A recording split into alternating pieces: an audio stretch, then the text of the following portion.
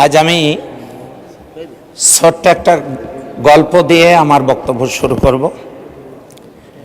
মশা তার বাচ্চাদেরকে নিয়ে সুযোগ বুঝে মশারির নিচে ঢুকে পড়ল। ঘুমন্ত ব্যক্তিকে কামড় দিলে ওই ব্যক্তি ঘুম থেকে জেগে লাইট জ্বালিয়ে মশা খোঁজা শুরু করলো এবং দুই হাতে মশা মারার চেষ্টা করলো। এই দৃশ্য দেখে বাচ্চা মশাটি বলল, লোকটা হাতে তালি দিচ্ছে কেন? তখন মশা বলল, আমার গান সবার কাছে অনেক প্রিয়, আমার গান সবাই পছন্দ করে, তো সেই জন্য হাততালি দিয়ে আমাকে অভিনন্দন জানিয়েছে। এবার বাচ্চাটা বলল, কিছু কিছু হাততালি তালি না, জীবন নাশের কারণও হতে পারে। মাননীয় স্পিকার, এই কথা বলার মধ্য দিয়ে বাজেট বক্তব্য শুনে যারা হাততালি দিয়েছেন আর বাজেট বক্তব্যে হাততালি শুনে যারা খুশিতে মাননীয় প্রধানমন্ত্রী বিরোধী দলকে নিয়ে যে বক্তব্য দিয়েছেন এবং হাততালি নিয়েছেন, ওই হাততালিগুলোর মাঝে জনগণের বিপদের ইঙ্গিতও থাকতে পারে।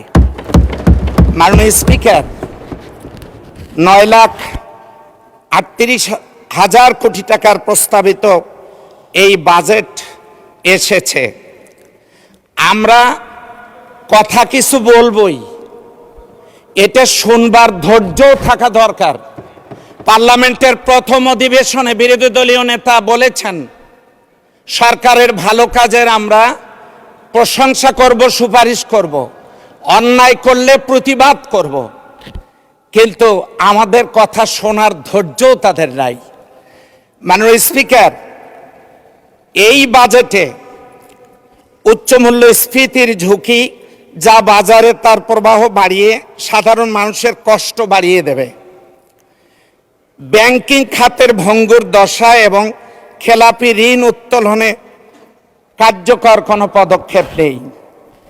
বেসরকারি বিনিয়োগ বৃদ্ধির জন্য যে অনুকূল পরিবেশ দরকার তা বাজেটে নেই। মাননীয় স্পিকার, সরকারি দল যদি মনে করে থাকে বিরোধী দল অতীতের মতোই গৃহপালিত বিরোধী দল হিসাবে থাকবে, তাহলে এই ধারণাটা ভুল। বিরোধী দলকে তুচ্ছ তাচ্ছিল্য করে অনেক বক্তব্য দেয়া হয়েছে। বলা হয়েছে জামাত ইসলামী 3 সিট পেয়েছিল, অথচ তাদের হয়তো মনে নাই 18 নির্বাচনে তারা এত বড় একটা দল মাত্র 6টা সিট পেয়েছিল। এরপরে তারা বলা হয় আমরা বেহেশতের টিকিট বিক্রি করি। এই সংসদে বলা হয়েছিল একজনের নামে প্রমাণ দিন। আজও পর্যন্ত তারা এই প্রমাণ উপস্থাপন করতে পারেন নাই। এই ভুয়া ঢোল বাজিয়ে চলছেন, জানি না এটা তারা কতদিন বাজাবেন।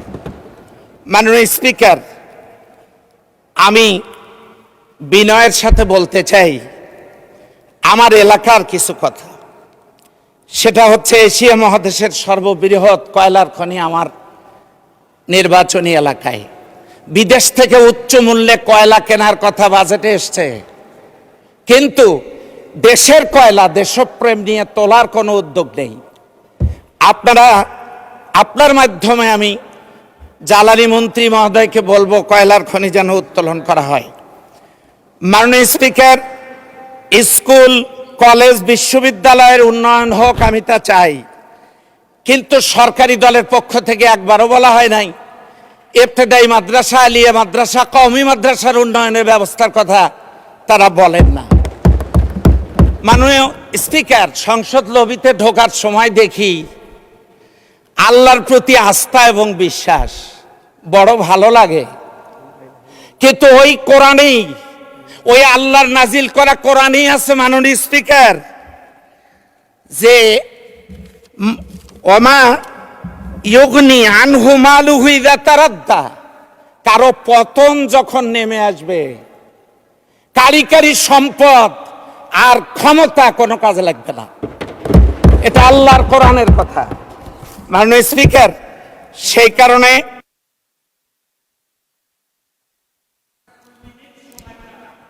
জি, আপনাকে দেয়া হলো 2 মিনিটের মধ্যে শেষ করবেন দয়া করে। মাননীয় স্পিকার, আপনাকে ধন্যবাদ। আমার পীরগঞ্জে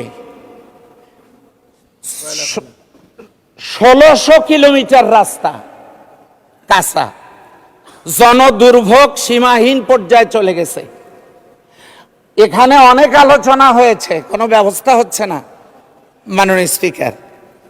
এরপরে বেশ কিছু শিক্ষা প্রতিষ্ঠান এমপিওভুক্ত হয়নি, অনেক প্রতিষ্ঠানে নেই একাডেমিক ভবন। শত কোটি টাকা দিয়ে নির্মিত আইটি সেন্টার পরিত্যক্ত ভবনের মতো পড়ে আছে মাননীয় স্পিকার। দৃষ্টিনন্দন সম্ভাবনাময়, অপার সম্ভাবনাময় নীলদরিয়া, যেটা নিয়েও কোনো সুনির্দিষ্ট কোনো পরিকল্পনা নেই। আমরা এই দেশের উন্নয়নের জন্যই কথা বলি মাননীয় স্পিকার। একটু আগে একজন সম্মানিত সদস্য বক্তব্য দিতে গিয়ে তিনি বললেন আমার কথা ওনারা বুঝবেন না। হ্যাঁ, উনি বুঝবেন, উনি ভালোই বোঝেন। এর আগে বেশ কয়েকটা দল উনি করেছেন, তো এই জন্য উনি ভালোই বুঝবেন। কিন্তু আমার মনে হয় এটা সংসদীয় কোনো রুলস না। পরিশেষে আমি যেটা আপনাকে বিনয়ের সাথে অনুরোধ করতে চাই, আমার প্রস্তাবিত বিষয়গুলো যেহেতু 54 বছরে আলোর মুখ দেখেনি, আপনার মাধ্যমে বিষয়গুলো নিয়ে মহান সংসদে আমি উত্থাপন করছি। আপনার মাধ্যমে যেন কোনো পদক্ষেপ নেওয়া হয়, আপনার সদয় হস্তক্ষেপ কামনা করছি। সেই সাথে সরকারি দলের আমি মাননীয় সংসদ সদস্যদেরকে বিনয়ের সাথে অনুরোধ করব, যদি চান আমরা আপনাদের সহযোদ্ধা থাকি, তাহলে আপনারাও আপনাদের কথা নিয়ন্ত্রণ করুন। আপনাকেও ধন্যবাদ মাননীয় সদস্য।